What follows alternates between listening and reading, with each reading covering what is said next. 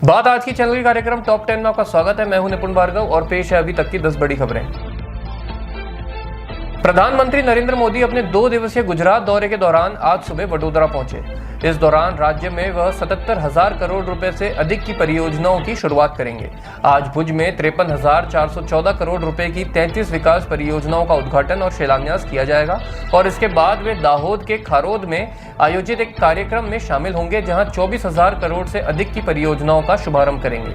साथ ही वे दाहोद में लोकोमोटिव विनिर्माण संयंत्र राष्ट्र को समर्पित करेंगे और इलेक्ट्रिक लोकोमोटिव को हरी झंडी भी दिखाएंगे।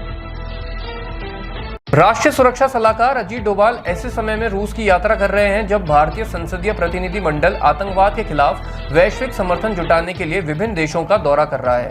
एनएसए अजीत डोभाल रूस में सुरक्षा मुद्दों पर एनएसए की 13वीं अंतर्राष्ट्रीय बैठक में भाग लेने के लिए मॉस्को जा रहे हैं, जो 27 से 29 मई तक आयोजित की जाएगी। शिखर सम्मेलन के दौरान अजीत डोभाल अपने विभिन्न समकक्षों के साथ द्विपक्षीय बैठकें करेंगे। अपनी यात्रा के दौरान डोभाल का मुख्य उद्देश्य रूस से बाकी बचे हुए S-400 एयर डिफेंस सिस्टम की जल्द डिलीवरी सुनिश्चित करना भी है। केंद्र सरकार आज भारत पूर्वानुमान प्रणाली यानी कि भारत फोरकास्ट सिस्टम BFS की शुरुआत करने जा रही है, जो मौसम विभाग को कई अधिक सटीक और स्थानीय स्तर की भविष्यवाणियां जारी करने में सक्षम बनाएगी। यह प्रणाली पुणे स्थित भारतीय उष्णकटिबंधीय मौसम विज्ञान संस्थान IITM द्वारा विकसित की गई है और 6 किलोमीटर की उच्च रिजोल्यूशन क्षमता के साथ मौसम का पूर्वानुमान देने में सक्षम है। यह वैश्विक स्तर पर सबसे उन्नत ग्रिड में से एक है।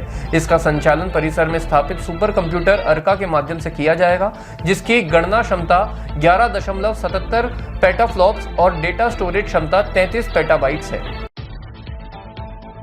असम के मुख्यमंत्री हेमंत बिस्वा शर्मा ने रविवार को कहा कि जो लोग चिकन नेक कॉरिडोर पर भारत को आदतन धमकी देते हैं, उन्हें ध्यान देना चाहिए कि बांग्लादेश में जमीन के 2 ऐसे सक्रिय क्षेत्र हैं जो कहीं अधिक असुरक्षित हैं। आपको बता दें कि भारत का चिकन नेक, जिसे सिलीगुड़ी कॉरिडोर के नाम से जाना जाता है, भूमि की एक सक्रिय पट्टी है जिसकी चौड़ाई लगभग 22 से 35 किलोमीटर है। यह पूर्वोत्तर क्षेत्र को शेष भारत से जोड़ता है।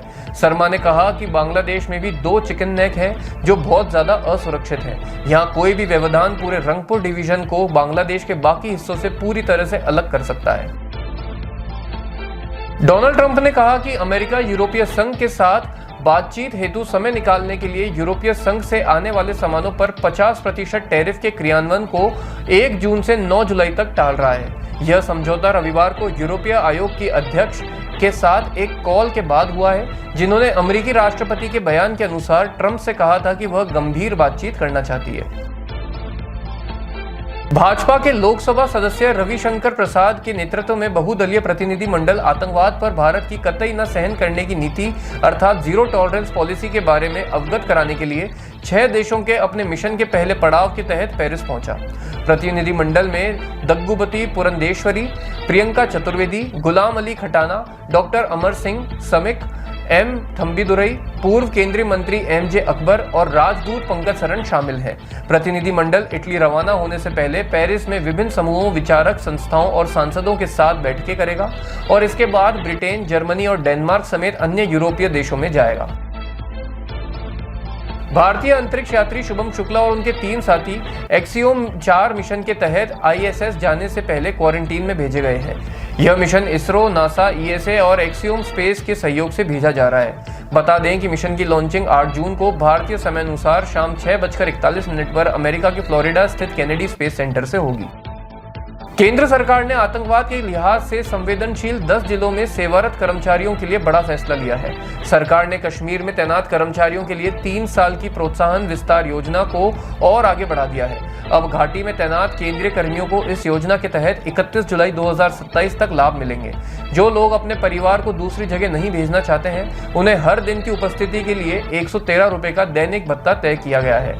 यह व्यय विभाग के शहर यात्रा प्रतिपूर्ति मानदंडों के अनुरूप है। वहीं कर्मचारी अपने परिवार को देश में किसी भी जगह रखने का विकल्प भी चुन सकते हैं।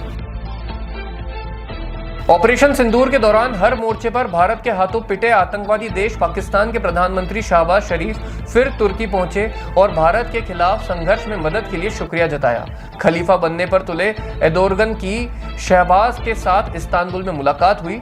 आपको बता दें कि भारत ने ऑपरेशन सिंदूर के तहत पाकिस्तान के आतंकी ठिकानों पर जबरदस्त हमला किया था।